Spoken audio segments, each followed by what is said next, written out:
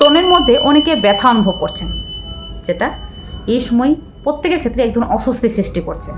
তবে এই সময় কী করবেন বা কী করলে এর থেকে কিছুটা হলেও রেহাই পাওয়া যাবে? দেখুন, গর্ভাবস্থায় বিশেষ কিছু টিপস রয়েছে, যেটা করলে আপনি কিন্তু এই ব্যথা থেকে কিছুটা হলেও রেহাই পাবেন। যার মধ্যে প্রথমত হলো, এই সময় কোনো ধরনের টাইট ব্রা পরে থাকবেন না।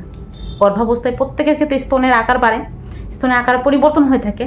সেক্ষেত্রে এই সময় চেষ্টা করবেন একটু লুজ ব্রা পরার জন্য, এক সাইজ বড় ব্রা পরার জন্য। তার সঙ্গে সঙ্গে সুতি বা কটনের কোনো ধরনের ব্রা পরবেন, কোনো ধরনের সিনথেটিকের ব্রা ভুলেও পরবেন না, না তো স্তনের জায়গাটাতে বিভিন্ন ধরনের সমস্যা দেখা দিতে পারে। বিশেষত রাত্রেবেলার দিকে যারা ব্রা পরে ঘুমোতে বেশি ভালোবাসেন, তারা কিন্তু মোটেও ব্রা পরে থাকবেন না, ইনার পরে ঘুমাবেন অথবা আপনি ব্রা নাও পরে ঘুমাতে পারেন। সেক্ষেত্রে আপনার কমফোর্টেবল অনুযায়ী কিন্তু আপনি এটা চেষ্টা করবেন। তাছাড়াও এই সময় স্তনের যে জায়গাটা একটু ব্যথা অনুভূত হচ্ছে, এই জায়গাটাতে হালকা একটু উষুম জলের সেক দিতে পারেন। তা বলে গর্ভাবস্থায় এই সময় যে কাজগুলো কখনোই করবেন না, সেটা হলো স্তনের জায়গাটাতে কোনো ধরনের চাপ দেওয়া বা উপর হয়ে ঘুমানো, বা এই সময় কোনো ধরনের সিনথেটিকের কাপড় পরে জোর করে আপনি কাপড় টানলেন, এই জিনিসগুলো করবেন না।